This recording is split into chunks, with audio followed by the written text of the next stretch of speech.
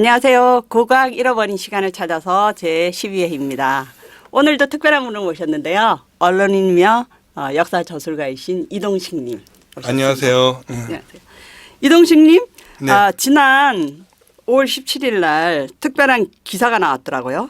중국 허난성의 은허에서 희귀한 고문과 유물이 발견되었다. 네. 그랬는데 여기가 허난성이죠.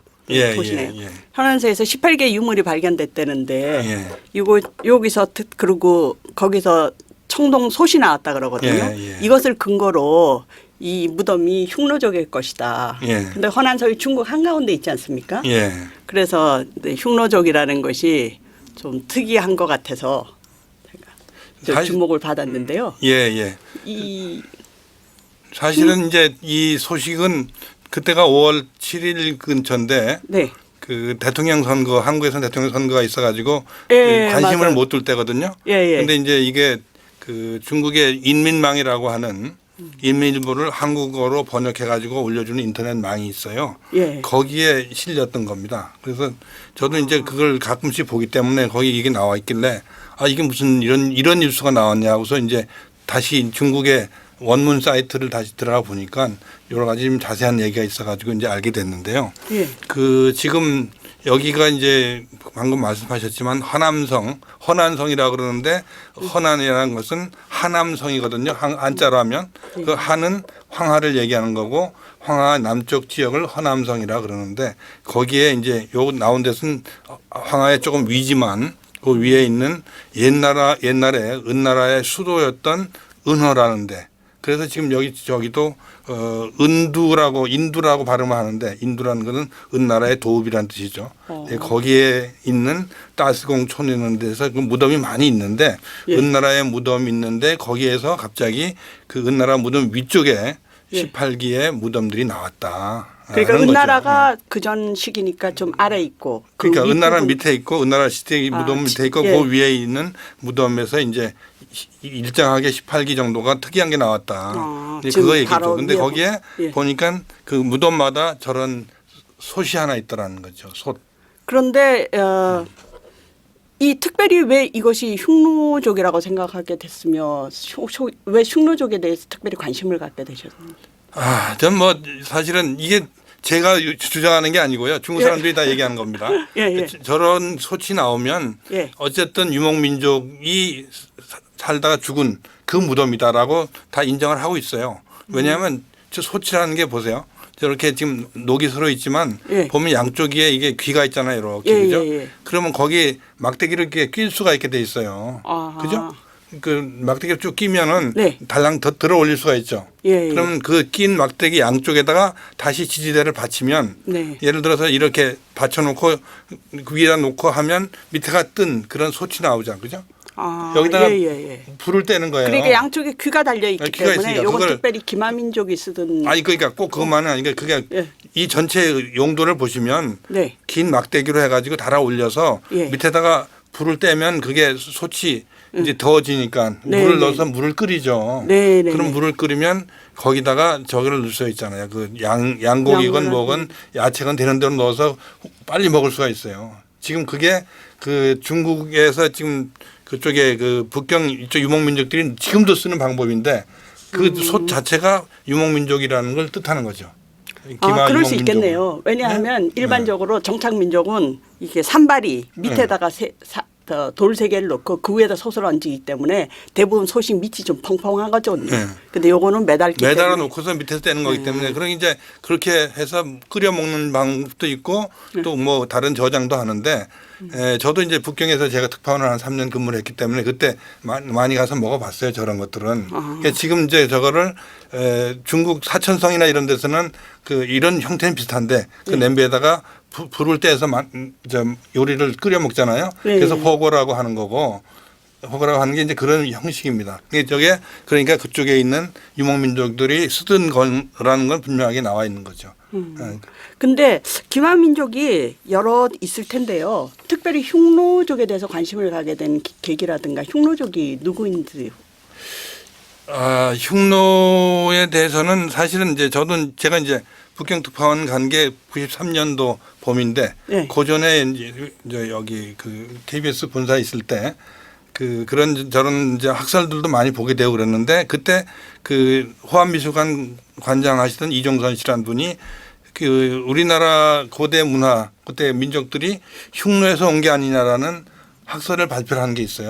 근데 잠깐 기만민족이라고 지금 흉노족이라고. 아니, 그런- 예, 예, 근데 같은 기만민족에 좀 뭐 여럿이 있습니까? 우리나라와 관계된다든가 아니면 생각해 볼. 아니 기마민족 유목 기마민족은 예. 족속은 여러 개 있는데 예, 예. 가장 대표적인 거를 얘기하는 거죠. 지금. 대표적인 대표적인 기마민족 얘기하는 거고. 흉노고. 예, 흉노가 제일 이제 가장 대표적이고 큰 형태가 있었고 그 뒤에 이제 뭐 선비족이건 돌궐족이건 여러 형태들이 또 아. 나타나서 저쪽에 그 초목 그 유목지대를 다 다스리고 유라시아 있었죠. 초목지대만. 다스리고 있었죠. 그러니까 가장 원류가 되는 흉노족이 이제 저건데 제가 이제 금방 왜 관심을 갖게 됐냐고 말씀하시니까 예. 왜 특별히 네, 흉노족을 그때 그 얘기가 뭐냐면 네. 그 흉노족이 우리한테 건너온 게 아니냐라는 학설을 91년인가 처음 발표를 했어요. 예. 네, 그래서 그때 이게 뉴스가 되겠구나. 왜냐하면 우리는 흉노는 굉장히 멀게 생각했거든요. 예. 멀리 저기 뭐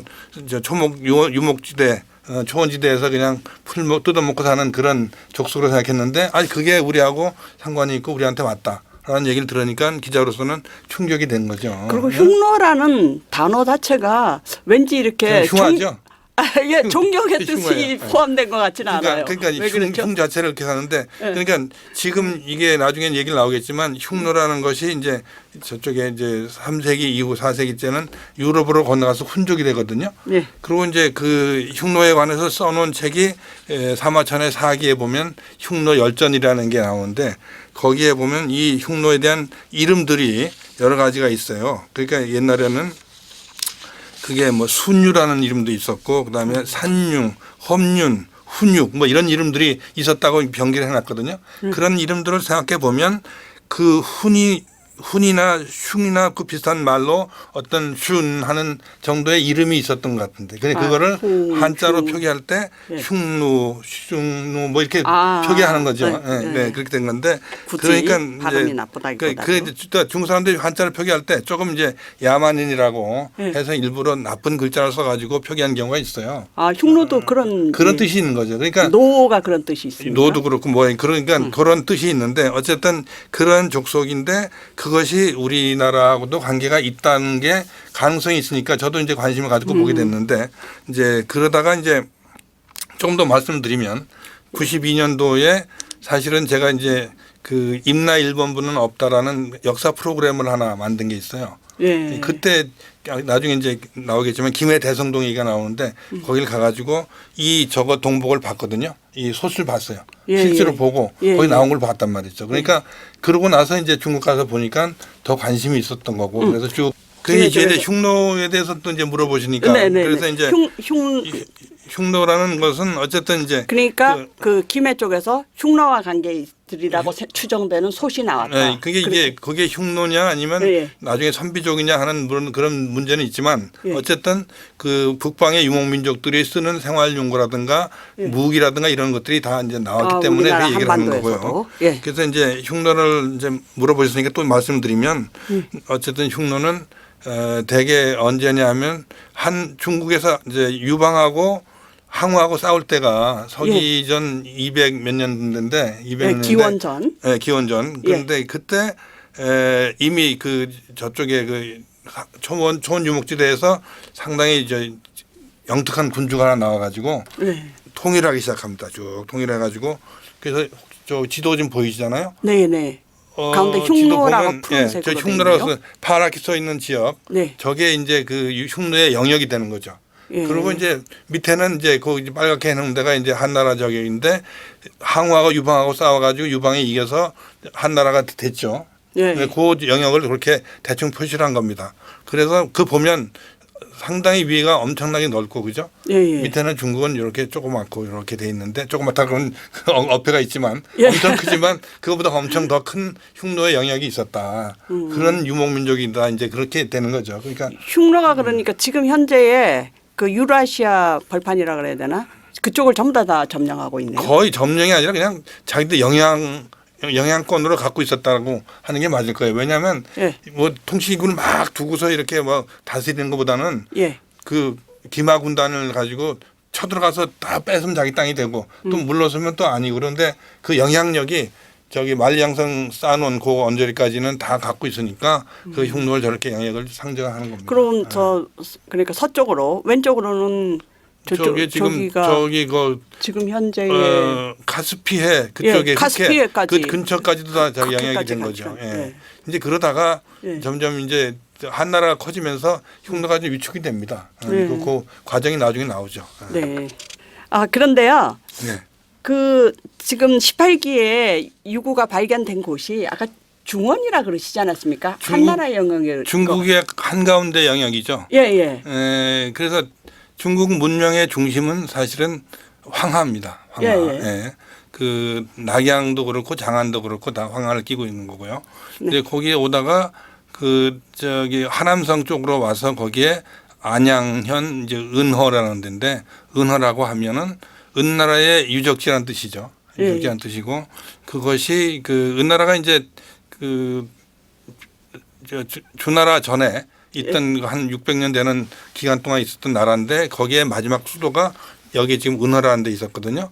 그래서 은이라는 이름도 들어가지만 거기가 은나라의 수도였다. 근데 거기에서 이게 나왔다. 그러면 지금 중국에서 보면은 저 지도에서 보듯이 빨간 선 안쪽에 깊숙이 들어와가지고 거기에서 흉노족의 무덤이 나왔다는 것 자체는 정말로 의미가 있죠. 그동안은 그렇게 나온 적이 없었거든요.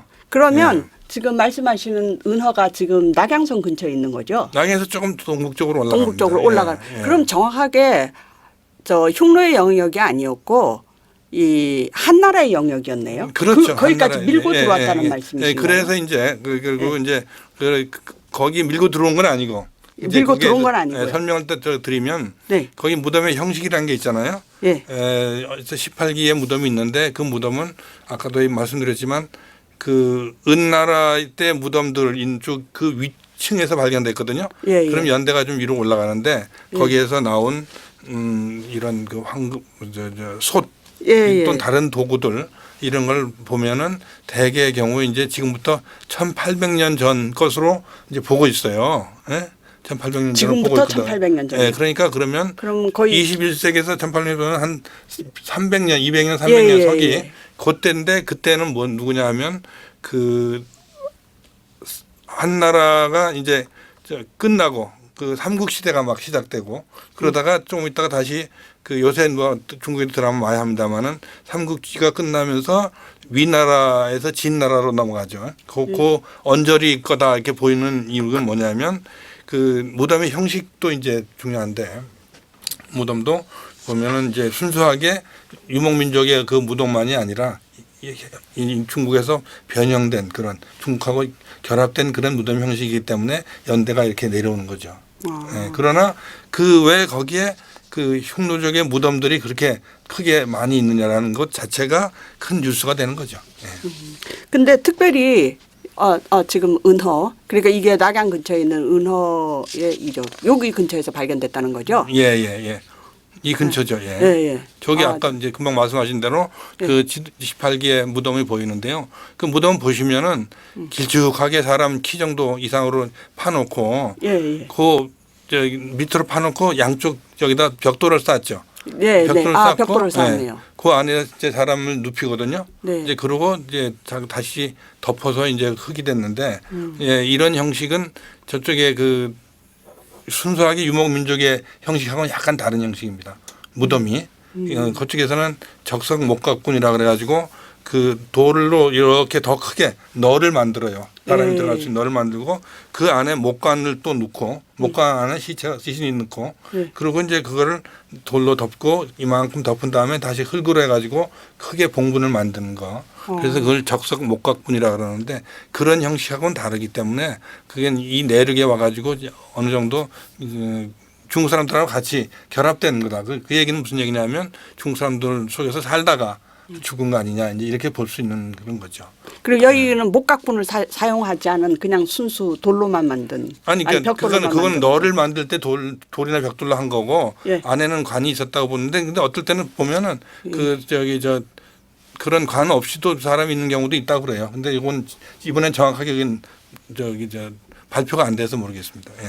그러니까 무덤의 형태도 지금 예. 유목민족 것과 지금 예. 중국 내의 것 그 약간 변형된 형태로 보인다. 예. 그리고 특별히 이 솥 동복이라고 말씀하셨죠. 예. 예. 동복이라는 뜻이 그 복이라는 글자가요. 예. 그 우리가 광복절이라 할 때 다시 본다 할 때는 이제 글자 한자 생각해 하셔야 됩니다. 그걸 보면 이렇게 이 두인변에 이렇게 쓰거든요. 예. 근데 그 앞에 두인변 빼고 세금자를 붙이는 거예요. 그럼 그게 발음이 복인데 예. 저런 소출 갖다가 복이라고 그럽니다. 아. 그래서 저거를 청동으로 만들거나 그럴 때는 이제 구리는 안 되니까 청동으로 만들면 예. 동복이 되는 거고 그다음에 쇠로 만드는 경우도 그러면? 있거든요. 예. 철로 만드는 건 철복이 되는 거고. 근데 저런 것들이 이제 예. 다 자기들이 이제 이거는 정말로 어떻게 보면 자기 고향 출신들을 알려주는 가장 귀중한 유물이라고 할 수 있죠. 자기 죽었을 때 이거는 가져가겠다. 묻어야 되겠다라는 정도니까 예. 이게 나는 예를 들어서 내가 어디 외국에 가서 죽더라도 한국 사람이기 때문에 뭘 너 무덤에 갖고 가겠다라고 하는 그런 정도죠 이게. 예. 그러니까 자기들 출신을 알려주는 중요한 유물이 되는 거죠. 그런데 사실 흉노족뿐 아니라 다른 기마민족들도 이동을 하면서 살라 그러면 이런 종류의 솥이 있었을 것 같아요. 근데 굳이 이것을 꼭 흉노족이라고 규정하는 이유가 있습니까? 아니 그러니까 흉노족의 것이라고. 흉노족이나 그 밑에 그 다음에 선비족이나 그 시기적으로 그럴 가능성이 있다는 거는 이제 열어놓고 있는 거죠. 꼭 흉노족이라는 건 아닌데 그러나 어쨌든 흉노족에서 보이는 가장 큰 대표적인 유물이기 때문에 이게 흉노로 본다는 거죠. 예. 그리고 요거 말고도 또 다른 게 나온 게 있어요. 그 보면 단검들이 많이 나왔는데 저런 형태의 단검이 많이 나왔어요. 근데 이제 저런 단검은 그 이름이 있었거든요. 예. 이제 고고학적으로 볼 때 이제 이걸 아키나케스라는 이름으로 부르는데 네. 저런 단검 형태가 저쪽에 흑해라는 데 있죠. 유럽 예, 저쪽에 예. 러시아 쪽에 들어가 있는 러시아 쪽에 흑해 일원이 거기가 이제 옛날 고대 서양 쪽에 유목민족인 스키타이드의 중심지인데 거기에서 많이 나왔고 또 이제 북몽고 또 오르도스라고 해서 그 지역이 또 있거든요. 그 몽고하고 저쪽 유럽 사이에 그런 쪽 해서 심지어 우리나라도 저런 형태의 단검이 나왔어요. 그렇게 되면 그게 바로 유목민족의 가장 확실한 증거죠. 적어도 거기서부터 쭉 이어져 가지고 우리나라까지 연결되는 저런 칼의 형태가 있다는 것은 저런 칼은 남이 뭐 한다고 따라서 하는 게 아니라 자기들이 갖고서 배운 그런 거기 때문에 다 어디서 갖고 다니고 만들거든요. 그런 유물들이 다 그런 특성이 있기 때문에 이런 걸 봐서는 저것들이 다 그 흉노 쪽 유목민족의 그 것이다 연결되는 거죠. 요 지금 이 구리거울 이게 구리거울인가요? 예. 이것도 그쪽에서 발견된 형태. 발견됐는데요. 발견됐는데 저거는 이제 중국 거죠. 중국 흉노 것이 거라서 아니고. 이제 저런 구리거울은 딴 데서 만들기가 어려워요. 왜냐하면 굉장히 고도의 기술이 필요하기 때문에 그래서 저런 것들을 이제 고대에는 중국에서부터 수입해 가지고 우리나라도 많이 발견되고 예, 우리나라도 저런 게 있습니다. 저런 게 굉장히 있는데 유사한 게 중국 많은 것 거를 같아요. 갖다가 이제 자기들이 내가 이런 걸 갖고 있다라고 해서 예를 들어서 폼을 잡는 그걸 이제 학문적으로는 위세품이라고 그러는데 그런 위세품으로 갖고 있다가 무덤에 같이 묻어주는 거거든요. 네, 그러니까 저거는 아무나 못 쓰고 웬만큼 이제 지체가 있는 사람들이 갖고 있는 거거든요. 근데 일본에 가면 일본에서 저런 게 많이 나오는데 무덤에 넣고 있는데 일본에서는 나중에 그걸 갖다가 이제 다시 모방을 합니다. 모방해서 일본에서 만드는데 그거는 수준이 많이 떨어져요. 예, 그건 분명히 구별되거든요. 그러니까 저 거울의 연대만 가지고도 충분히 이제 몇 년인 게 다 나옵니다. 하도 이제 고고학적으로 많이 분석을 했기 때문에 그래서 그게 아까 얘기한 연대가 나오는 거고요. 그러면 이 구리 거울은 연대를 가늠하는데 굉장히 중요한 그렇죠. 유물이 아까 되겠네요. 저것도 있고, 그렇죠. 그리고 이거는 흉노족이라는 것을 증명하는데 중요한 유물이 되고요. 그런데 이런 것들이 지금 다 같이 동목과 함께 나왔다는 거죠. 그다음에 또 하나 이제 거기서 나왔다고 발표한 것이 뭐가 있냐면 금 귀걸이가 나왔다 그랬는데 금 귀걸이에 대해서는 사실은 이제 화면이 공개가 안 됐기 때문에 저희가 알 수는 없었고 다만 형태적으로 볼 때 저기 지금 제가 여기 있는 이 뒤에 보이는 화면은 우리나라 합천 쪽에 있는 옥전리 고분에서 나온 그런 귀걸이인데 저런 식으로 귀를 이렇게 끌고 그 나뭇잎, 은행잎 같은 이렇게 매달아놓은 이런 식으로 해서 한 것들이 나왔을 것이다라고 이렇게 보여집니다. 왜냐하면 대부분 귀걸이 형태가 여러 가지 뭐 다른 장식이 붙지만 기본 형태는 저런 식으로 돼 있기 때문에 아마 그런 게 나왔을 것이라 보고요. 또 나와서 같이 나온 게 뭐가 있냐면 또 옥 장식이 많이 있거든요. 옥도 뭐 말하자면 예를 들어서 다른 여러 나라에서 많이 쓰긴 쓰는데 그게 옥의 장식의 형태가 다르잖아요. 다 독특하고 그러니까 그 장식을 보면 그것이 쭉 그 북방 유목민족에서부터 내려오는 그런 형태로 돼 있는 장식이 나오기 때문에 이걸로 봐서는 다 흉노족이나 흉노족 아니면 그 밑에 바로 이어지는 그 선비족이다. 이제 이렇게 볼 수 있는 거고. 예. 그다음에 그 또 이제 그 흉노에 대해서는 뭐 여러 가지 얘기가 많은데 아까 칼 얘기도 했습니다만은 사실은 이제 그 하마천의 사학이라는 책은 우리 동양에서는 가장 중요한 역사책이죠, 그죠? 네. 그다음에 서양에서는 가장 중요한 역사책이 헤로도투스의 히스토리 역사라는 책이고. 역사라는. 네, 그 두 책의 상당 부분에 다 그런 유목민족 얘기들이 많이 나옵니다. 물론 뭐 헤로도투스의 히스토리는 그리스의 역사 많이 쓰지만 그 유목민족들 얘기를 또 한참 써놨고 또 우리나라 중국의 사마천 사기에도 흉노족 얘기들을 쭉 많이 써놨는데 그런 것들이 크게 보면은 다 통하는 얘기들을 양쪽에서 보고 쓴 거다. 이래서 흉노족 의미가 좀 많이 있다. 또 그 둘 다 보면 그쪽에 서양에서는 헤로도투스가 쓴 역사책을 보면은 그 사람들이 도시 또는 성 이런 게 없이 그냥 짐을 차에다 싣고 막 다니고 마차에 싣고 다니고 거기에 자기 집이다 뭐 이렇게 표현을 해놨거든요. 그런 것들은 지금 흉노 또 이어서 지금까지 그 숲속에 내려오는 몽골 사람들도 다 그렇게 사는 거 보면 그것이 같은 형태의 그것을 묘사한 거다 이렇게 볼 수가 있는 거죠. 그런데요. 그러면 이 사람들이 이 유적이 흉노적인 것은 이제 거의 그 중국에서도 인정을 하는 거고 그리고 우리나라 측에서도 흥미롭게 보는 것이지 않습니까?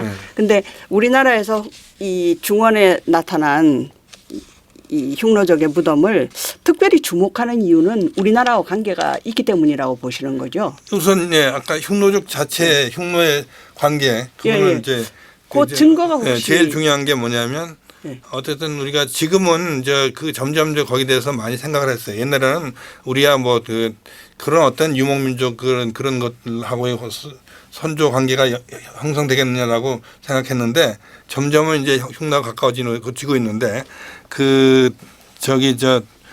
우리나라 학자 중에서 이제 이종호라는 사람이 그건 과학자인데요. 과학자가 또 이쪽을 들여다보고 하다 보니까 흉노 그쪽에 미국의 서양의 훈족에 관한 기록들을 다 뒤져봤어요. 근데 훈족은 이제 흉노에서 이렇게 간 거로 보여지니까.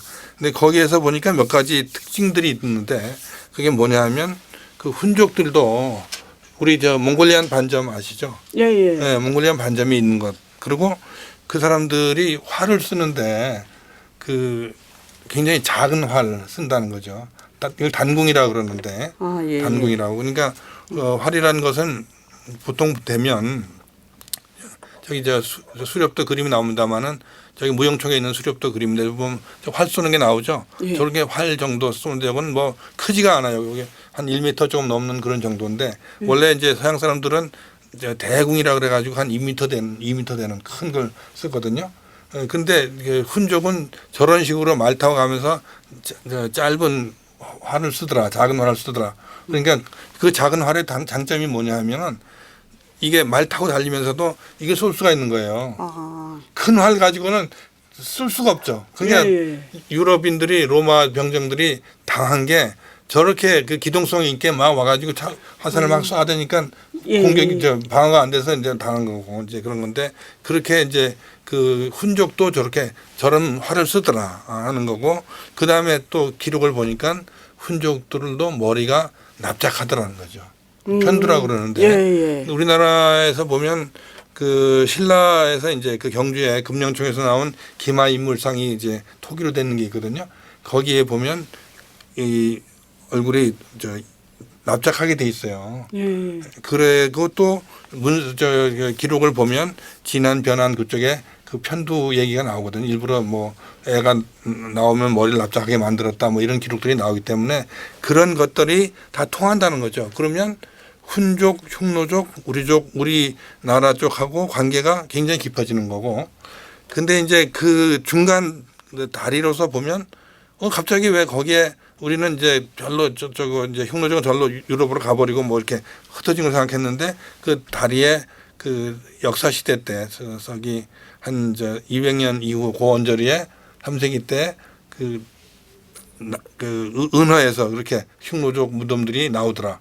그럼 이게 뭐냐? 이제 그래서 이게 이제 관심을 가지고 한번 연구를 해보자 이제 이렇게 되는 겁니다.